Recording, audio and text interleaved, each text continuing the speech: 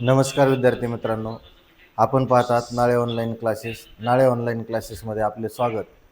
आज आपण पाहणार आहे परिमेय संख्या आणि त्यावरील क्रिया. पहिला मुद्दा पाहणार आहे परिमेय संख्यांची समानता व लहान मोठेपणा.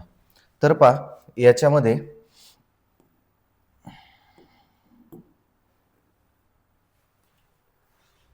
आपण पाहणार आहे परिमेय संख्यांची समानता किंवा लहान मोठेपणा.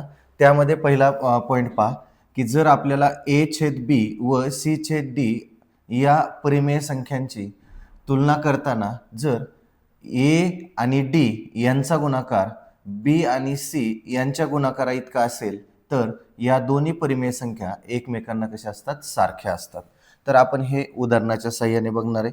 मग पहा याच्यासाठी उदाहरण बघूया. दोन परिमेय संख्या घेऊ. 2/4 ही एक परिमेय संख्या घेतली आणि 3/6 ही एक परिमेय संख्या घेतली. आता पहा ह्या दोन परिमेय संख्यांची आपल्याला समानता पाहत असताना काय करायचं असतं की तिरकस गुणाकार 2x6 आणि 4x3. आता पहा 2x6 यांचा गुणाकार येतो 12 आणि 4x3 यांचाही गुणाकार येतो 12. म्हणून या दोन संख्या आपल्याला कशा वाटल्या, इक्वल वाटल्या. म्हणून आपल्याला दिलेल्या दोन परिमेय संख्या या समान आहेत. म्हणून आपण असं लिहू शकतो 2/4 बरोबर 3/6. ठीक आहे. त्याच्यानंतर दुसरा पॉइंट आहे पहा की जर या दोन परिमेय संख्येतील a/d यांचा गुणाकार b/c यांच्या गुणाकारापेक्षा मोठा असेल, म्हणजे a आणि d चा गुणाकार जर मोठा असेल b आणि c पेक्षा, तर आपल्याला मग उदाहरणाच्या साहाय्याने समजून घ्यायचे की पहिली परिमेय संख्या मोठी आहे. हे उदाहरणाच्या साहाय्याने बघूया. मग आपण त्याच्यासाठी एक उदाहरण घेऊया. बघा उदाहरण घेऊ.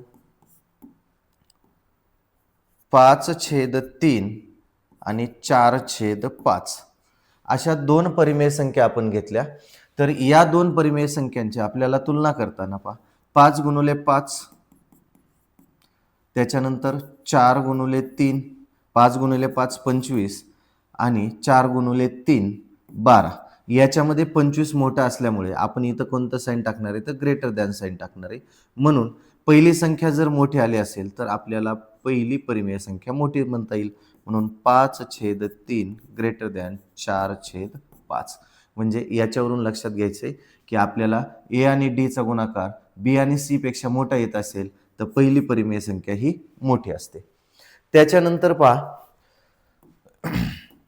आपल्याला बघा a/d आणि b/c याच्यामध्ये ad चा गुणाकार b/c पेक्षा लहान असेल, म्हणजे इथं आपल्याला लेस दॅनचं साइन असेल, तर आपल्याला पहिली परिमेय संख्या ही लहान असेल आणि दुसरी परिमेय संख्या ही मोठी असेल. मग आपण त्याच्यासाठीही एक उदाहरण घेऊ. पहा उदाहरण घेऊ. 1/4 आणि दुसरी परिमेय संख्या घेऊ 2/3.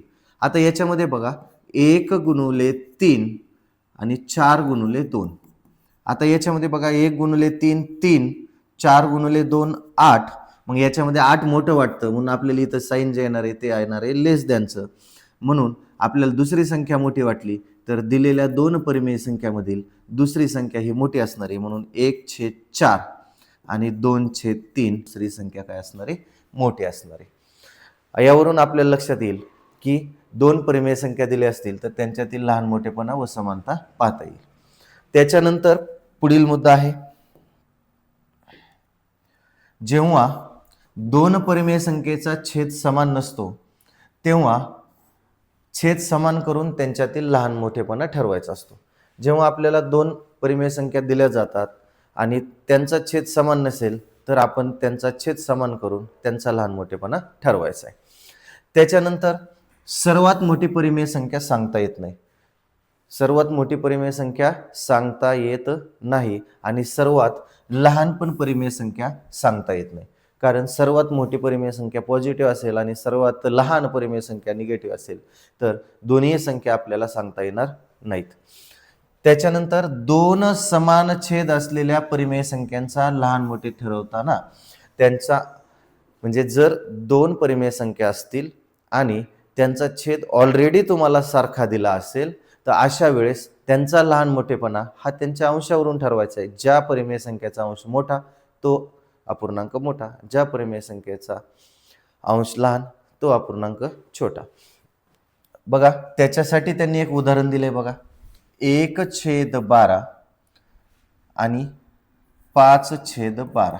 आता याच्यामध्ये बघा आपल्याला दोन्हीचा छेद सारखा दिसतो आहे, म्हणून आपल्याला इथं काय करायचंय की त्यांच्या अंशांचीच तुलना करायची, छेदाची तुलना करायची नाही. म्हणून 5 हा अंश मोठा दिसतो, म्हणून आपल्याला इथं लेस दॅनचं साइन टाकायचंय, म्हणजे दुसरा अपूर्णांक हा कटा असेल मोठा असेल.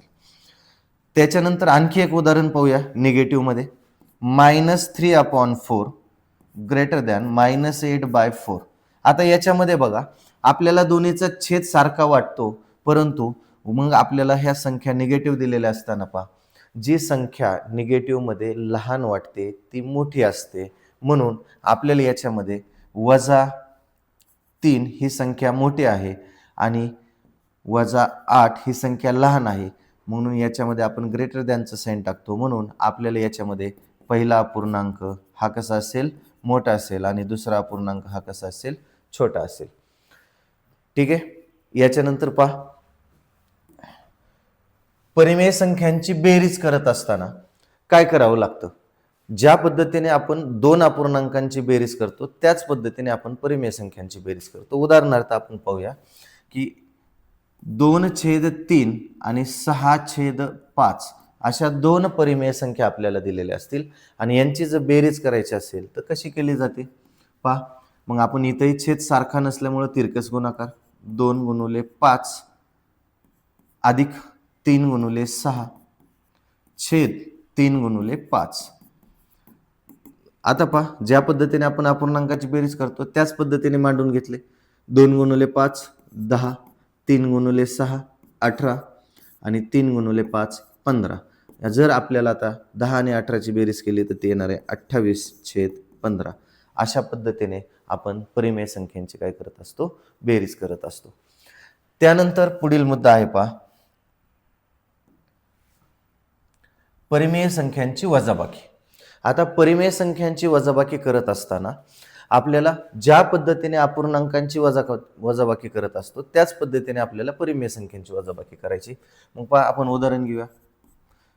5/4 वजा 3/2 अशा दोन परिमेय संख्या घेतल्या आणि आपण त्यांची वजाबाकी करणार आहे. तर आपण जसं अपूर्णांकाची वजाबाकी करतो त्याच पद्धतीने करायची.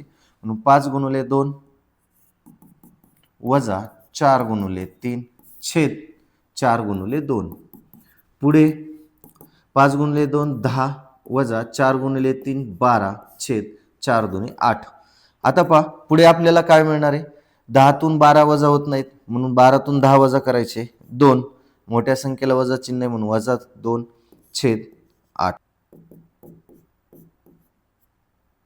कसं आलं तर 2 × 2 2 × 8. पहा पुढे ज्या दोन परिमेय संख्यांची बेरीज 0 येते त्या एकमेकींच्या बेरीज व्यस्त संख्या असतात किंवा विरुद्ध संख्या असतात. उदाहरणार्थ 2 ची बेरीज व्यस्त -2, 4 ची बेरीज व्यस्त -4, 10 ची बेरीज व्यस्त -10. मग आपल्याला काय करायचंय की 2 ची -2 ही बेरीज व्यस्त असते आणि -2 ची 2 ही बेरीज व्यस्त असते. यांनाच आपण 2 ची -2 ही विरुद्ध संख्या, -2 ची 2 ही विरुद्ध संख्या असंही म्हणू शकतो. पुढे पहा, एका परिमेय संख्येतून दुसरी परिमेय संख्या वजा करणे म्हणजेच पहिल्या संख्येत दुसरीची विरुद्ध संख्या मिळवणे. आता हे आपण उदाहरणाच्या साहाय्याने आपण समजून घेऊया. सुरुवातीला आपण एक सिंपल एक्झाम्पल घेऊया. पहा उदाहरणार्थ 2 आणि -2. आता पहा ह्या दोन संख्यांची आपण वजाबाकी केली म्हणजे एक परिमेय संख्येतून दुसरी परिमेय संख्या जर वजा केली तर आपल्याला पहा उत्तर मिळताना पहा काय करायचंय, 2 यामध्ये 2 ची विरुद्ध संख्या म्हणजेच -2 ही मिळवायची. तरी आता उत्तर आपल्याला किती मिळणार आहे 2. अशाच पद्धतीनं आपण आता पहा हे उदाहरण बघूया. 3/7 वजा 4/5. आता पहा 3/7 मधून 4/5 वजा केल्यानंतर जे उत्तर मिळणार आहे ते काय आहे पहा, 3 गुणिले 5 15 वजा 4 गुणिले 7 28 छेद 7 गुणिले 5 35. आता पहा उत्तर काय मिळालं, 15तून 28 जात नाही म्हणून 28 मधून 15 घालवले, वजा 13 छेद 35. आता पहा तसंच आपल्याला काय म्हटलं होतं की 3/7 मध्ये या 4/5 ची विरुद्ध संख्या, मग 4/5 ची विरुद्ध संख्या काय येणार आहे, वजा 4/5. इथेही आपल्याला तेच उत्तर मिळणार आहे, कारण का अधिक आणि वजा यांचा गुणाकार आपल्याला इथं वजा येतो, म्हणजेच अशाच पद्धतीने आपल्याला परत अपूर्णांक मिळणार, म्हणजेच 3/7 वजा 4/5. मग याचं उत्तरही आपल्याला वजा 13/35 येतं. म्हणजेच त्यांना हे सांगायचं होतं की एका परिमेय संख्येतून दुसरी परिमेय संख्या वजा करणे म्हणजेच पहिल्या संख्येत दुसरीची विरुद्ध संख्या मिळवणे, म्हणजेच आपल्याला मिळणार उत्तर सेम असणार आहे. पुढे पहा, कोणत्याही परिमेय संख्येत 0 मिळवले किंवा वजा केले तर तीच परिमेय संख्या उत्तर म्हणून मिळते. उदाहरणार्थ आपल्याला पहा 3/2 मध्ये 0 ऍड केले तर उत्तर आपल्याला 3/2च मिळते. 3/2 मधून 0 मायनस केले तरी उत्तर तेच मिळते. म्हणजे याचाच अर्थ असा होतो, कोणत्याही परिमेय संख्येमध्ये 0 ऍड केले काय आणि वजा केले काय आपल्याला तीच परिमेय संख्या उत्तर म्हणून मिळते. पुढे पहा, परिमेय संख्यांचा गुणाकार. आता परिमेय संख्यांचा गुणाकार करत असताना एक गोष्ट लक्षात ठेवायची की जर समान चिन्हांच्या परिमेय संख्यांचा गुणाकार करत असाल तर त्यांचा गुणाकार हा धन परिमेय संख्या येते, आणि विरुद्ध चिन्हांचा गुणाकार करत असाल तर त्यांचा गुणाकार हा ऋण परिमेय संख्या येते. आता पहा उदाहरणार्थ आपण 4/5 गुणिले 5/7 या दोन संख्यांचा आपण गुणाकार केला. आता ह्या दोन्ही धनपरिमेय संख्या आहेत आणि यांचा आपण गुणाकार केला तर तो धनपरिमेय संख्या मिळणार आहे. आता गुणाकार करताना अंशांशांचा गुणाकार 4×5 4 गुणिले 5 आणि 5 गुणिले 7 4×5 20 छेद 5×7 35. आपण याला आणखी डिवाइड करू शकतो, 5×4 20 आणि 5×7 35. म्हणजे आपल्याला इथं आन्सर काय मिळणार आहे, 4/7. आणखी पहा, एक परिमेय संख्या जर ऋण असेल, आता उदाहरणार्थ वजा 2/5 गुणिले 4/11. आता याच्यामध्ये बघा एक परिमेय संख्या ऋण आहे, एक परिमेय संख्या धन आहे. याचा अर्थ काय की या दोन परिमेय संख्या विरुद्ध चिन्हांच्या आहेत. म्हणून आपल्याला काय करायचं इथं बघा, वजा 2 गुणिले 4 छेद 5 गुणिले 11 बरोबर, वजा 2 गुणिले 4 वजा 8 11×5 55. मग आता इथं पहा आपल्याला विरुद्ध चिन्हांच्या दोन परिमेय संख्यांचा गुणाकार हा ऋण मिळाला आणि दोन समान चिन्हांच्या परिमेय संख्यांचा गुणाकार हा काय मिळाला, धन मिळाला. पुढे पहा आणखी एक उदाहरण बघू आपण, हे 1 2. आता तिसरं उदाहरण बघू, वजा 2/3 गुणिले 4/9. आता पहा वजा 4/9 घेऊ आपण, म्हणजे दोन समान चिन्ह असलेल्या ह्या दोन परिमेय संख्या आहेत. यांचा गुणाकार जर आपण केला तर बघा वजा 2 गुणिले वजा 4 वजा 2 गुणिले वजा 4 छेद 3 गुणिले 9. आता पहा वजा वजाचा गुणाकार अधिक येतो, 2×4 8 छेद 3×9 27. म्हणजे याच्यावरून लक्षात येतं की दोन समान चिन्ह असलेल्या परिमेय संख्यांचा गुणाकार हा आपल्याला धन मिळतो आणि विरुद्ध चिन्ह असलेल्या दोन परिमेय संख्यांचा गुणाकार हा कसा मिळतो, ऋण मिळतो. पुढील मुद्दा पहा, कोणत्याही परिमेय संख्येला 0 ने गुणल्यास गुणाकार 0 येतो. आता उदाहरणार्थ पहा 3 ही एक परिमेय संख्या आहे आणि त्याला 0 ने गुणलं तर गुणाकार हा तुमचा 0 येणार आहे. त्याच्यानंतर कोणत्याही परिमेय संख्येला 1 ने गुणल्यास तीच परिमेय संख्या उत्तर मिळते. उदाहरणार्थ 5 आहे आणि त्याला 1 ने गुणलं तर उत्तर 5 येणार आहे. समजा 3/1 ही परिमेय संख्या आहे आणि त्याला 1 ने गुणलं तर उत्तर किती येणार आहे, 3. समजा 5/7 ही परिमेय संख्या आणि त्याला 1 ने गुणलं तर आपल्याला उत्तर येणार आहे 5/7. यावरून असं लक्षात येतं की कोणत्याही परिमेय संख्येला 0 ने गुणल्यानंतर आपल्याला उत्तर 0 येत असतं आणि कोणत्याही परिमेय संख्येला 1 ने गुणल्यास उत्तर हे आपल्याला तीच परिमेय संख्या मिळत असतं. पुढे पहा, एका परिमेय संख्येने दोन परिमेय संख्येच्या बेरजेस गुणून येणारा गुणाकार हा पहिल्या संख्येने प्रत्येकीस गुणून येणाऱ्या गुणाकाराच्या बेरजे इतका असतो. आता पहा, हे अगोदर साध्या उदाहरणाच्या पद्धतीने समजून सांगतो, नंतर आपण हे एक्झाम्पल सोडूया. आता उदाहरणार्थ पहा, आपल्याला समजा 2 ही परिमेय संख्या आहे आणि त्याने आपल्याला समजा 2 अधिक 3 या संख्येला मल्टिप्लाय केलं, किंवा यामध्ये आपल्याला 2 गुणुले 2 अधिक 2 गुणुले 3 म्हणजे ह्या 2ने ह्या प्रत्येकाला स्वतंत्र गुणलं तर उत्तर तेच मिळतं. ते आपण समजू. बघा, आता 2 ला 2 आहे असे. आता इथं बघा, 2 अधिक 3 5. आता किती आलं? 5 दुने 10 बरोबर. 2 गुणुले 2 4 आणि 2 गुणुले 3 6. उत्तर किती आलं? 10. म्हणजेच आपण अशा पद्धतीने मल्टिप्लाय केलं काय आणि अशा पद्धतीने मल्टिप्लाय केलं, उत्तर सेम येणार आहे. मग आता आपल्याला त्यांनी दिलेलं उदाहरण आपण बघूया. तर पहा, त्यांनी दिलेले उदाहरण आहे की 4/5 या परिमेय संख्येने 3/2 अधिक 7/2 या परिमेय संख्येला गुणलं, आणि दुसऱ्या पद्धतीत असं म्हटलंय की 4/5 या परिमेय संख्येने ह्या दोन्हींना स्वतंत्र गुणलं. मग आता पहा, 4/5 गुणुले 3/2 अधिक 4/5 गुणुले 7/2. पहा, इथं काय करायचे, आपण ह्या ब्रॅकेटची अगोदर बेरीज करून 4/5 ला गुणणार आहे, आणि इथं काय केले आपण, ह्या 4/5 ने 3/2 ला एकदा गुणले आणि 4/5 ने 7/2 ला एकदा गुणले. मग आता इथं बघा, आपण दोन्ही बाजू आधी सिद्ध करून बघूया. बघा, 4/5 आहे असं कंसामध्ये. आता छेद सारखा असल्यामुळे अंशांची बेरीज डायरेक्ट करता येत असते, म्हणून 3 अधिक 7/2 सारखा छेद असल्यामुळे एकदाच घेतला. मग 4/5 गुणुले 10/2. आता पहा, आपल्याला इथं तिरकस डिवाइड करता येत असेल तर करायचं, सरळ पण डिवाइड करता येत असेल तर करून घ्यायचं. 2 बे 2 दुने 4, 5 1 5 आणि 5 दुने 10. मग राहिलं काय, 2 गुणुले 2, तर आपल्याला उत्तर मिळणार आहे 4. तसंच पहा, इकडच्या साईडचं आपण चेक करूया. बघा, 2 बे 2 4. मग राहिलं काय, 2 गुणुले 3/5 अधिक 2 बे 2 4 म्हणून 2 गुणुले 7/5. आता पहा, 2 गुणुले 3 6 अधिक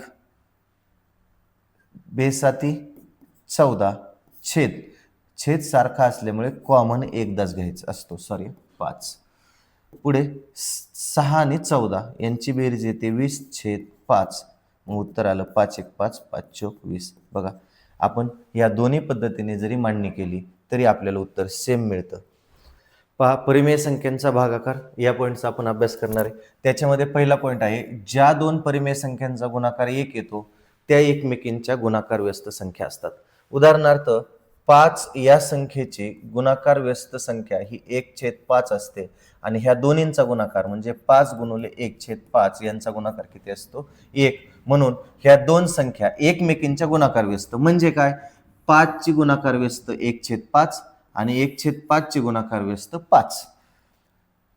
पुढील मुद्दा, एका परिमेय संख्येस शून्यतर परिमेय संख्येने भागणे म्हणजे पहिल्या संख्येस दुसऱ्याच्या गुणाकार व्यस्तने गुणणे. म्हणजेच 2/3 ही एक परिमेय संख्या आहे. आता इथं काय म्हटलंय की ह्या 2 ला 3 ने भागणे म्हणजेच 2 गुणुले 3 ची, बघा 3 ची आपल्याला गुणाकार व्यस्त असते 1/3. म्हणजेच पहिल्या संख्येला दुसऱ्या संख्येच्या गुणाकार व्यस्तने गुणणे होय. पुढील मुद्दा पाहता, तिसरा, शून्यला कोणत्याही शून्यतर म्हणजे काय, शून्य सोडून त्यापेक्षा मोठी संख्या म्हणजे 1 2 3 4 अशा इन्फायनाईट शून्यतर संख्येने भागले असता. मग आता शून्यतर संख्येने भागले असता उत्तर आपल्याला काय येते, 0 येत असते. उदाहरणार्थ 0/2/3 उत्तर तुमचं 0 असणार आहे. पुढील मुद्दा पहा. चौथा, कोणतीही पूर्णांक संख्या छेद 0 हा भागाकार काढता येत नाही, कारण शून्यला कोणत्याही प्रकारची स्वतःची किंमत नसते, म्हणून आपल्याला ते भागता येत नाही. म्हणून कोणत्याही संख्येला जर 0 ने भागले तर ते उत्तर येत नाही. पाचवा मुद्दा आहे पहा. पाचवा मुद्दा आहे, कोणत्याही परिमेय संख्येस शून्येतर परिमेय संख्येने भागले असता भागाकार ही परिमेय संख्याच येते. म्हणजे आपल्याला कोणत्याही परिमेय संख्येला शून्येतर परिमेय संख्या म्हणजे शून्यपेक्षा मोठ्या संख्येने भागले असता तर आपल्याला उत्तर काय मिळतं? परिमेय संख्याच मिळतं. कोणत्याही शून्येतर परिमेय संख्येस त्याच संख्येने भागले असता भागाकार 1 येतो. म्हणजे 2/3 ही परिमेय संख्या आहे आणि त्याला आपण 2/3 ने भागले असता त्यांचा भागाकार किती येतो? 1. आता हा भागाकार कसा येतो? 2/3 गुणुले आपण 3/2. 3 ला 3 कट, 2 ला 2 कट, उत्तर किती येणार आहे? 1. म्हणजे कोणत्याही परिमेय संख्येस त्याच संख्येने भागले असता भागाकार नेहमी किती येतो? 1. मग यावरून असं लक्षात येतं की कोणत्याही दोन परिमेय संख्यांची बेरीज वजाबाकी गुणाकार व भागाकार हा परिमेय संख्याच येतो. कोणत्याही दोन परिमेय संख्यांची बेरीज वजाबाकी गुणाकार भागाकार हे काय येत असतं? परिमेय संख्याच येत असते. तर पहा, पुढील मुद्दा आहे, दोन परिमेय संख्यांच्या दरम्यान अनंत परिमेय संख्या असतात.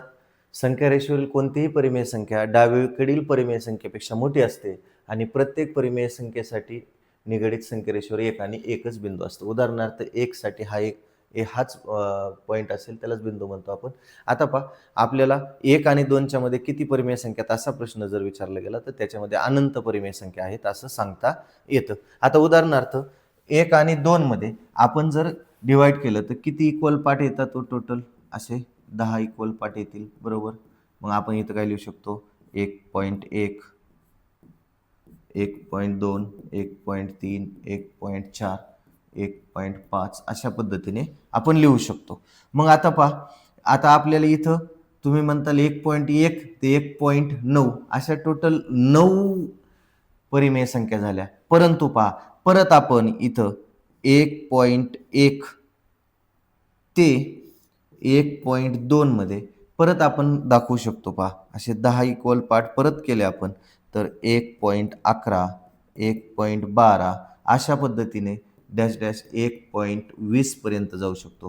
म्हणजे अशा पद्धतीने आपण याच्यावरती अनंत परिमेय संख्या दाखवू शकतो. याचा अर्थ एकच लक्षात ठेवायचा आहे की कोणत्याही दोन परिमेय संख्यामध्ये अनंत परिमेय संख्या येतात.